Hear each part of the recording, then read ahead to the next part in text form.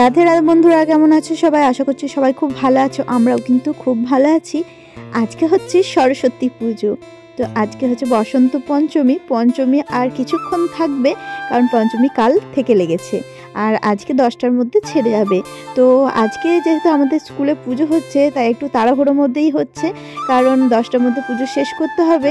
এর মধ্যে যা যা রিচুয়ালগুলো আছে সেগুলো কিন্তু সবই কমপ্লিট করতে হবে। আর এটা হচ্ছে বাবানদের স্কুলের ঠাকুর।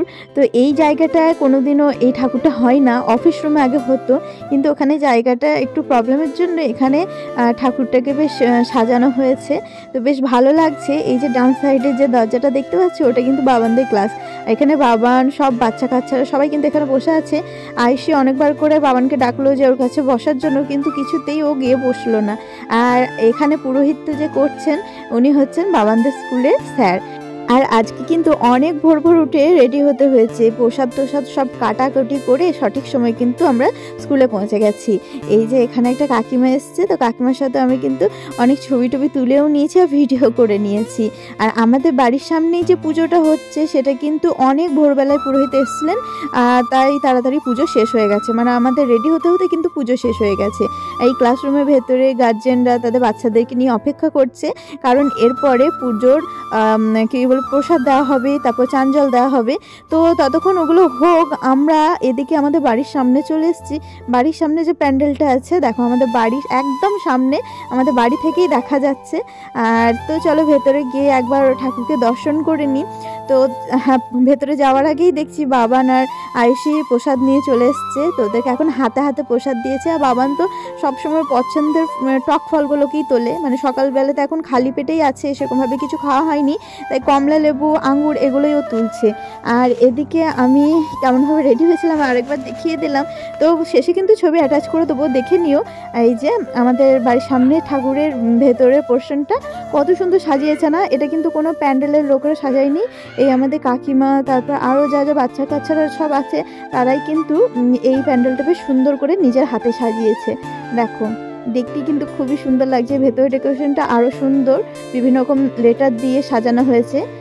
মা সরস্বতী একটা সিম্বল, পড়াশুনো। তো চলো এবার প্রসাদ নিয়ে নিই। এটা হচ্ছে বাগবানদের স্কুলের ম্যাডাম। তো ম্যাডাম বাবানকে চাঞ্জল দেওয়ার আগে একটু আদর করে নিল ওর সাথে। আর এবার আমরা একটু চাঞ্জল নিয়ে নিয়েছি। তো এবার প্রসাদ দেওয়ার পালা। প্রসাদ দিয়ে দিয়েছিল ওখানে স্কুল থেকে। আর এই থালাটা আমি মানে পুজো দিয়েছিলাম ঠাকুরের কাছে।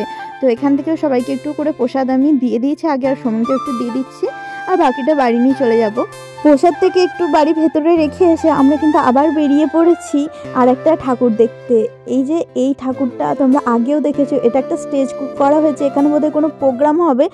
বাদিকে যে ঠাকুরটা হয়, এটা কিন্তু এক বছর 16 ফুটের ঠাকুর হয়েছিল। তো এবছরের প্রতি বছরের ন্যায় বড় ঠাকুরই কিন্তু হয়েছে, আর দেখতে এত সুন্দর। চলো ভেতরে নিয়ে গিয়ে দেখাই। তার আগে বাইরে প্যান্ডেলটা দেখিয়ে দিচ্ছি। দেখো আমাদের বাড়ির ছাদ থেকে কিন্তু ভালোভাবেই দেখা যায়, তো একটু গাছ টাছ থাকার জন্য অত ভালোভাবে দেখা যাচ্ছিল না। তো এই ঠাকুরের ছবি কিন্তু আমি শেষে অ্যাটাচ করে দেবো, তোমরা দেখে নিও। ওদিকে দেখার পর দিদি আমাকে বললো যে আয়ুষের একটা বান্ধবীর বাড়িতে পুজো হয়, তো সেখানে আমরা ঠাকুর দেখতে যাচ্ছি। তো ওই আমাদের চেনা রাস্তা দিয়ে এলাম, তারপরে একটু ডান সাইডে নেমে গিয়ে ওদের বাড়িটা। কিন্তু এখান থেকে আর আমরা এগোতে পারছি না, কারণ সামনে 4-5টা কুকুর একদম ঘেউ ঘেউ করছে। তাই আর কি করবো, চারিদিকে বাড়িগুলো দেখছি যে কত সুন্দর ফুল দিয়ে সাজিয়েছে। তো যে দিদিটার বাড়ি এসছি, সেই দিদিটাকে ফোন করে ডাকা হলো। সে বললো যে আমি লাঠি নিয়ে আসছি, তারপর তোমরা এদিকে আসবে, কারণ এগিয়ে গেলে বলা যায় না, বাচ্চা কাচ্চা আছে, কামড়ে দিতেও পারে। এই যে দিদিটা চলে এসছে এখানে লাঠি নিয়ে, আর আমরা বেশ হাসাহাসি করতে করতে যাচ্ছি যে কুকুরে ভয়ে আমরা এক পাও এগোতে পারছি না। আমরা তো দৌড় লাগাতে পারবো, কিন্তু বাচ্চাগুলো তার পারবে না, কামড়ে দিলে তো ভয়ানক অবস্থা। তো যাই হোক, চলো ভেতরের দিকে এগিয়ে যাই। তো এই সামনেই বাড়িটা, বাঁদিকের বাড়িটা, আলপনা দেওয়া আছে দেখো গেটের সামনে। আজকে প্রত্যেকজনের বাড়িতেই কিন্তু আলপনা দেওয়া হয়েছে, আমাদের বাড়িতেও হয়েছে, মামনি পুজো দিয়েছে। আর প্রথম ভাবছিলাম ঘরের ভেতরে হয়তো ঠাকুর, তাই ঘরের দিকে এগিয়ে যাচ্ছিলাম। তো বললো যে না, এই বাঁ সাইডে ঠাকুর ঘর একটা আলাদা আছে, সেখানে কিন্তু ঠাকুর হয়েছে। তো চলো মাকে আগে দর্শন করি। দেখো বাড়ির ঠাকুর একদম ছোট্ট খাট্ট, খুবই সুন্দর দেখতে। তো ভগবানকে প্রণাম করার পর বাড়ির ভেতরে চলে এসেছিলাম। তো এখানে বসে আমরা এখন প্রসাদের জন্য অপেক্ষা করছি, প্রসাদ আমরা এখানে পাবো।